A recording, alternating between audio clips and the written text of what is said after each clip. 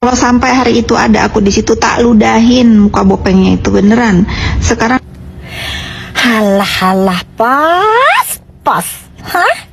Kalau ngoceh, gede bacot doang, iya kan? Mulutmu tuh kebanyakan bacot, iya. Giliran dipanggil, mangkir udah 2 kali. Kenapa mangkir? Sekarang tantrum terus tiap hari. Kenapa udah dilepeh sama SS ya? SS nggak pernah peduli ya sama ajakan kamu buat jadi Markusnya ya. Kecian, kecian udah nggak ada duit lagi ya. Semua udah pada ngebuang elu ya, pos. Ternyata omongannya Doktif, kamu itu lebih kecil daripada kutu. Belum lagi teman kamu yang di Banten cerita, Dok, tahu nggak Nepos itu di circle kita dianggap sebagai tuti, tukang tipu.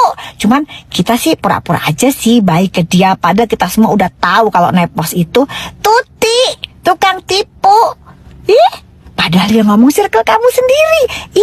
Tahu dari mana? Salah satunya guys, masih ingat nggak pada saat dia bilang kalau Doktif itu pernah minta maaf dan pengen ketemu sama ketua PP Banten. Itu hoax. Kenal aja enggak, ngapain Doktif minta maaf? Kalau nggak salah namanya Bang Wawan ya. Terus kan Doktif ngechat dapat nomor handphonenya dari teman Doktif dari Jakarta. Tahu dari mana Doktif dikasih nomor handphone ketua PP Banten kalau bukan dari circle Doktif yang nggak tahu kan? Nah udah, gak boleh disebutin.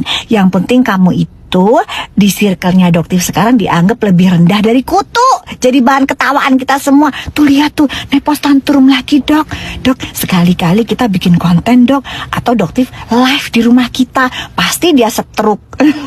Kalau tahu siapa Doktif sebenarnya. Doktif itu siapa sebenarnya circle-nya. Jangan tantrum lah po, jangan gede bacot. Datengin panggilan Polres itu.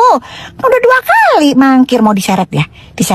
Nunggu diseret. Ya udah, ntar ya ada masanya kamu diseret kayak Suneo. Ya.